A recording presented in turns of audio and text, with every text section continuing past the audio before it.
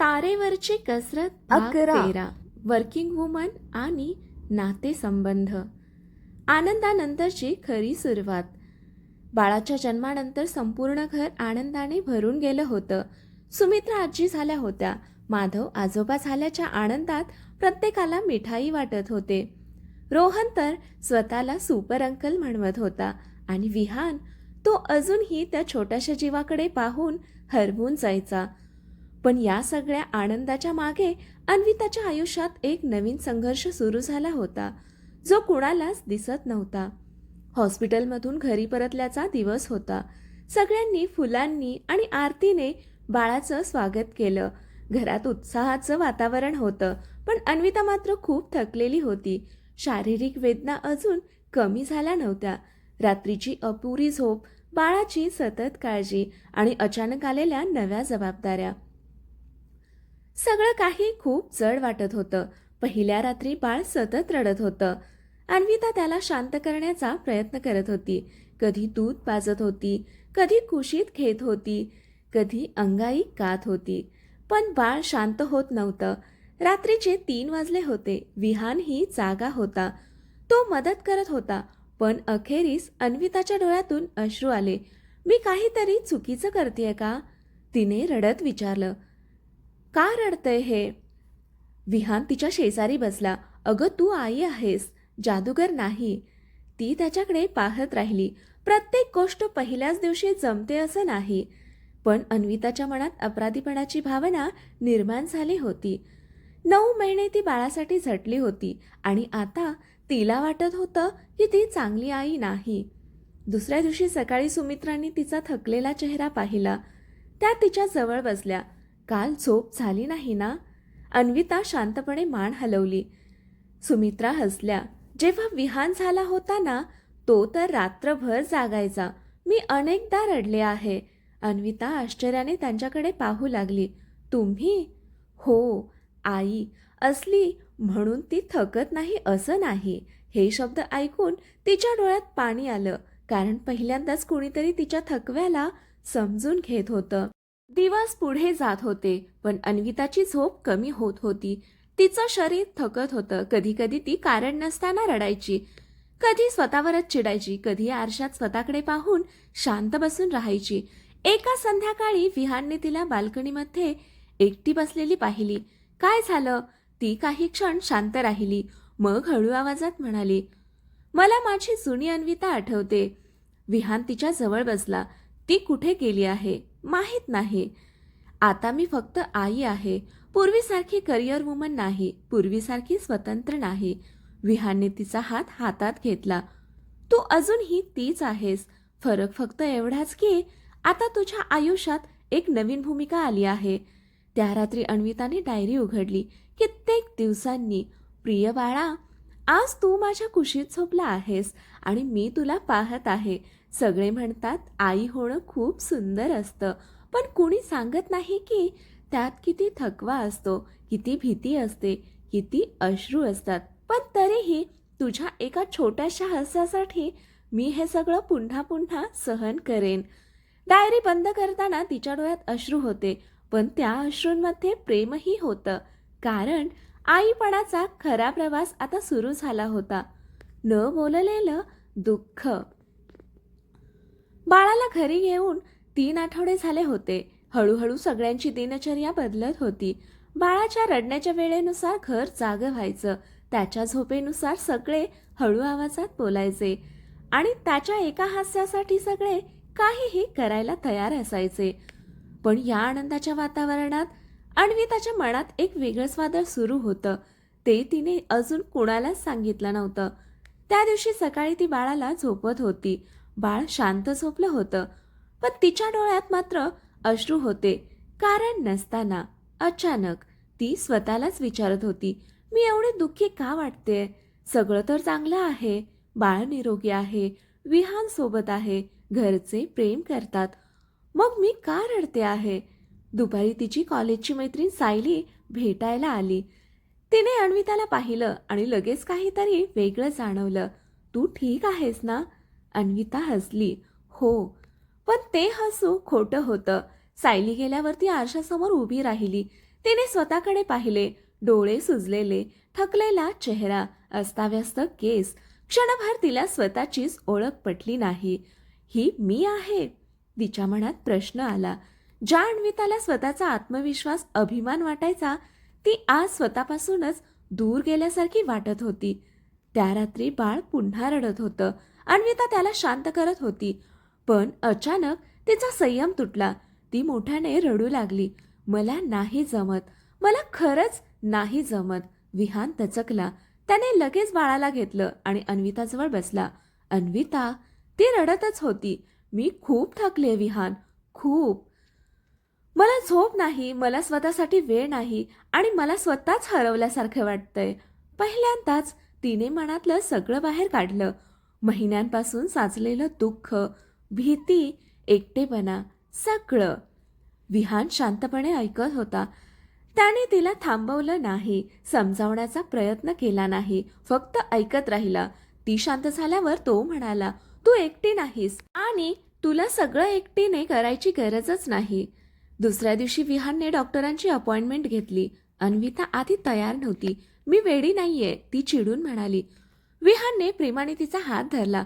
कोणी तसं म्हणत नाही, पण जर शरीर थकतं तसंच मनही थकतं.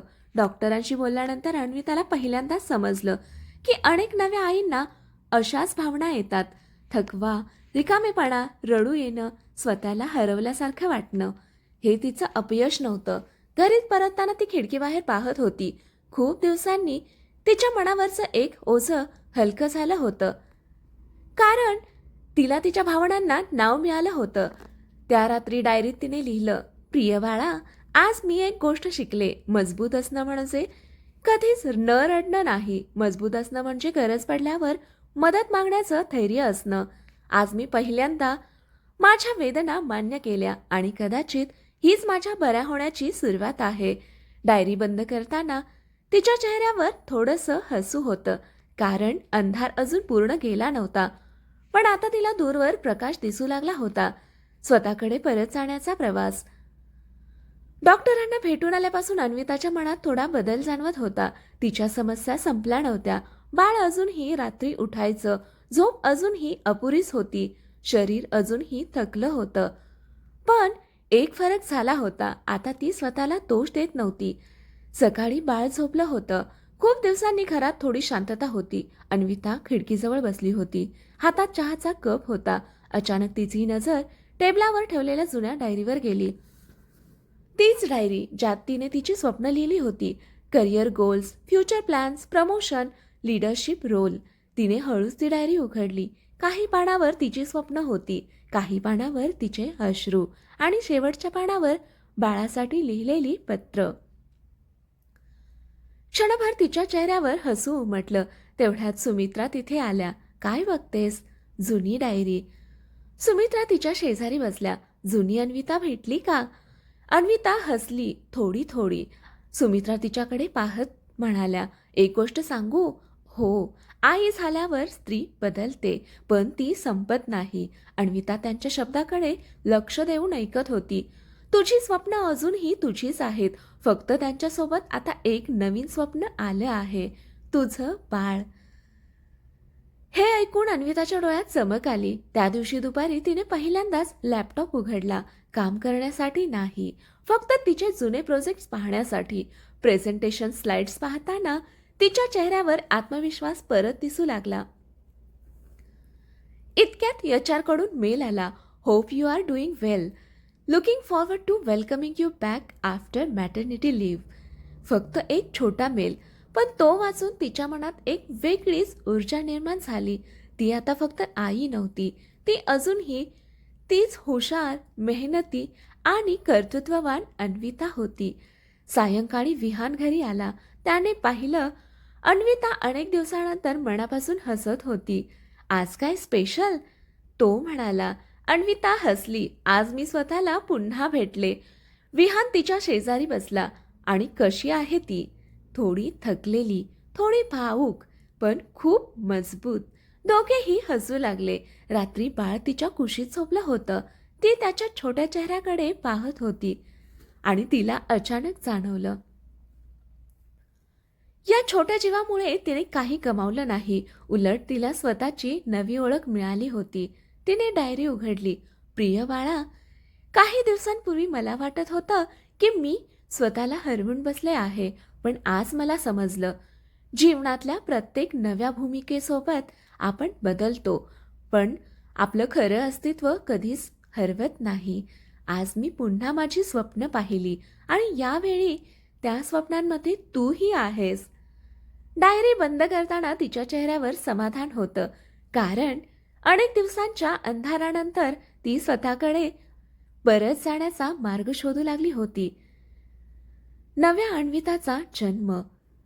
दिवस हळूहळू पुढे सरकत होते. बाळ आता 2 महिन्याचं झालं होतं. त्याच्या चेहऱ्यावरचं पहिलं हास्य, त्याचे निरागस आवाज, त्याच्या छोट्या छोट्या हालचाली घरातील प्रत्येकाचा दिवस आनंदाने भरून टाकत होत्या. अन्विताही आता पूर्वीपेक्षा बरी वाटत होती. मनातील गोंधळ कमी झाला होता. डॉक्टरांच्या सल्ल्याने, विहानच्या साथीने आणि कुटुंबाच्या प्रेमाने ती हळूहळू सावरत होती. पण तिच्या मनात आता एक नवीन प्रश्न डोकावू लागला होता. मी पुन्हा कामावर जाऊ शकेन का? एका दुपारी बाळ झोपलं असताना ती तिचा लॅपटॉप घेऊन बसली. तिने कंपनीचे काही नवीन अपडेट्स पाहिले. नवीन प्रोजेक्ट्स, नवीन टीम, नवीन मॅनेजमेंट, सगळं बदललं होतं. क्षणभर तिच्या मनात भीती निर्माण झाली. मी परत जाऊ शकेन ना? इतक्या महिन्यानंतर मला सगळं जमेल ना? तेवढ्यात तिचा फोन वाजला. नेहा होती. हाय मॅडम, कशी आहेस? दोघी काही वेळ गप्पा मारू लागल्या.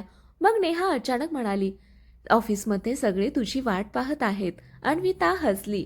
खरंच? हो, आणि तुझ्या लिडरशिप रोलबद्दलही चर्चा सुरू आहे. फोन ठेवल्यानंतर तिच्या मनात उत्साह आणि भीती दोन्ही निर्माण झाले. एका बाजूला करिअरची ओढ, तर दुसऱ्या बाजूला बाळापासून दूर जाण्याची कल्पना. सायंकाळी ती हा विषय विहानसमोर घेऊन आली. मला भीती वाटते. विहान हसला. आता कशाची? कामावर परत जाण्याची. विहान काही क्षण शांत राहिला. मग म्हणाला, जेव्हा तू पहिल्यांदा ऑफिसला गेलीस तेव्हा पण तुला भीती वाटली होती. जेव्हा तू आई होणार होतीस तेव्हाही भीती वाटली होती. आणि दोन्ही वेळा तू छान केलंस. अन्विता त्याच्याकडे पाहत राहिली. कधी कधी काही शब्द औषधासारखे काम करतात. आज विहानचे शब्द तसंच काम करत होते. त्या रात्री जेवताना सुमित्रांनीही तो विषय काढला. तू कामावर गेलीस तरी बाळाची काळजी आम्ही घेऊ. अन्विता भावूक झाली. आई, सुमित्रा हसल्या. आता तू फक्त आमची सून नाहीस, तू आमची मुलगी आहेस.